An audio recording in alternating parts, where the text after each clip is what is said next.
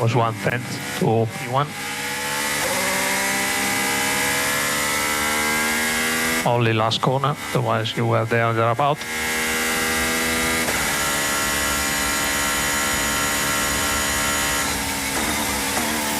And P5. Verstappen just improved on a 24.89.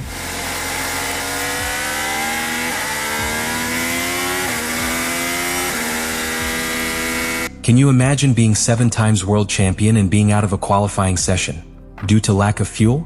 Well, that was exactly what happened to Lewis Hamilton in Silverstone. But the most shocking was not the mistake, but what he said on radio. What is really happening inside Ferrari? Silverstone, one of the most emblematic scenarios of Formula One, witnessed a moment as unusual as symbolically powerful to understand the current state of Ferrari in 2025. In a route that has seen the birth of legends, where each curve talks about history and where Lewis Hamilton has lived some of the most memorable deeds of his career, the British was trapped in a situation that was trapped in a situation. Absurd. Eliminated in Q1 not due to lack of rhythm or for piloting errors, but for a basic and unforgivable strategic failure at this level. There was not enough fuel in its SF25 to perform a second round thrown. That moment encapsulated in just a few seconds the magnitude of the operational disconnection between Hamilton and Ferrari. The car, dressed in the iconic red, seemed more like a symbolic trap than a competitive tool.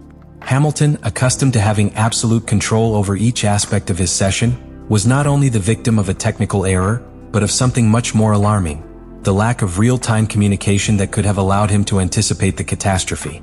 Instead of receiving proactive information, it was he who had to ask if he could complete a new round, visibly aware that his first attempt was not enough to classify. The answer he received from Riccardo Adami, his career engineer, was as cold as it is blunt: need to box. And what followed was even more disconcerting: there's still time.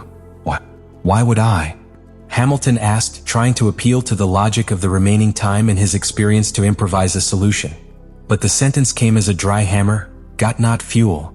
There was no room for debates, nor an alternative plan, not even an attempt to explanation. Just silence and resignation. Hamilton, a pilot known for his temper but also for his tactical sensitivity, prosecuted the situation in seconds. His final response: "Oh, why would you okay?" It was not an explosion of rage or an emotional reproach. It was something much more disturbing: a stoic acceptance that, at that time, he was completely alone in his fight. These types of errors are not new in Ferrari's recent history, but the worrying thing is that they occur even when there is a pilot who has demonstrated year after year to have a competitive instinct and a career reading that few in the history of sport can match. Hamilton does not need to be told what to do. He needs a team that at least does not stop it. That day in Silverstone, what was lost was not just a quick lap. It was a golden opportunity to capitalize one of the most favorable circuits for the British pilot. It was a blow to the morale of a team that, despite having one of the highest budgets of the grill and inexperienced engineers, continues to fall into errors that are not even seen in half-table shields. And while Hamilton got out of the car, even with the helmet on, it was noted that it was not only frustration that seized him, but a growing sense of disbelief. A feeling that, in Ferrari, begins to resemble the norm too much. The most alarming of the Silverstone incident was not the punctual error with the fuel.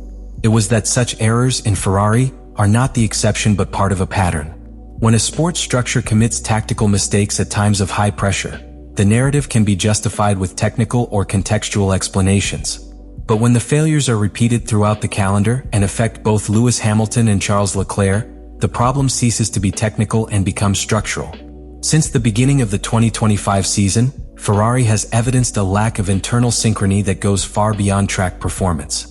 The relationship between Hamilton and his career engineer Riccardo Adami has been particularly tense. Already in Monaco, during a critical session, Hamilton launched a radio question that should not have a place in a first-level team: "Are you upset with me or submiss?" That phrase, beyond the content, reveals a deep break in interpersonal trust that is vital for success in modern Formula One.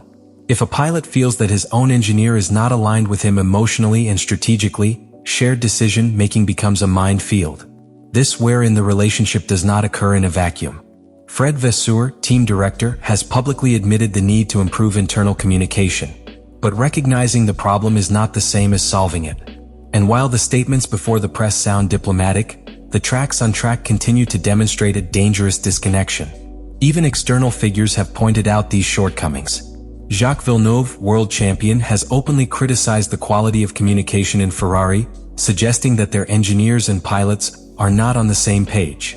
And when public opinion and specialized criticism coincide in that diagnosis, something essential is failing in the operation of the team.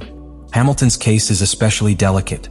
Unlike Leclerc, he has arrived in Ferrari with a consolidated story, a reputation that makes him a reference figure in any team. But instead of adapting to the Ferrari ecosystem, it seems to be trapped in a system that does not allow it to exert its influence with fullness. In Mercedes, Hamilton was an integral part of the strategy. In Ferrari, it looks like another passenger, informed late and bad. And here a critical question arises. Is it possible that Ferrari's operational culture, with its structural rigidity and its historical tendency to chaos under pressure, is simply not compatible with the meticulous and proactive mentality of Hamilton? Because if that is true, then we are not facing a simple adjustment or time problem. We are facing a background incompatibility, a fracture that neither the pilot's talent nor the speed of the car can repair if it is not treated urgently from the top of the organization chart. When we talk about fracture within a Formula One team, it is not always an open conflict. Often, the most harmful ruptures are silent, invisible from outside, but absolutely corrosive inside. And that is exactly what seems to be happening between Lewis Hamilton and Ferrari's technical ecosystem. There are no shouts. There are no public scandals. There is something much more dangerous, an emotional and operational disconnection that erodes the ability to compete at the highest level. The relationship between pilot and career engineer should be one of the strongest, almost symbiotic associations within a team. In the case of Hamilton and Riccardo Adami, however, that essential connection does not end up consolidating. Despite the efforts declared by both parties to improve the dynamics and public words of Hamilton stating that it is improving over time, the facts continue to demonstrate otherwise. The radio in Silverstone was not an isolated communicative accident. It was the tip of an iceberg built on tactical misunderstandings, late decisions, and above all, a lack of strategic forecast that cannot be allowed in a team like Ferrari. These types of situations not only affect the immediate results, they have cumulative consequences. The pilot begins to lose confidence, not only in the decisions of the wall, but also in the possibility of being heard. That loss of trust is lethal. A pilot who doubts his team does not attack the same, does not risk the same, and begins to handle with a defensive mentality that compromises his natural aggressiveness. And Hamilton, who has built his entire career about control and anticipation, is being forced to operate in an environment where chaos is the norm and not the exception. Ferrari, meanwhile, seems stagnant in a structure where hierarchies are rigid, and where the voices that come from outside the system, even as experienced as Hamilton's, are treated reluctantly. It is a cultural problem. Ferrari has been showing signs of being an organization that struggles to adapt to the new management dynamics that teams such as Mercedes or McLaren have adopted successfully. Teams where the pilot feedback is not only heard, but quickly translates into action. In Maranello, that process seems to take eternities. And in Formula One, every second lost off track translates into tenths lost inside it. The ironic thing is that Hamilton has not lost its ability to generate results. He demonstrated it with moments of brilliance in races such as China, where he led sprint classifications, or even in Australia, where, despite the strategic errors of the team, he managed to stay in the points.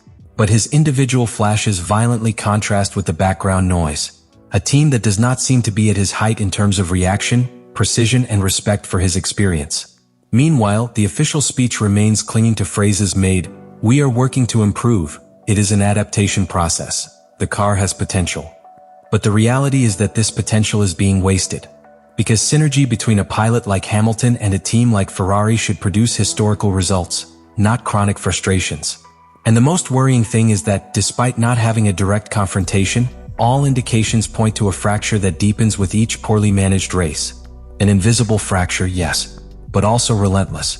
One that, if it does not close soon, can lead to one of the most promising chapters in the recent history of F1 ends not in glory, but in disappointment.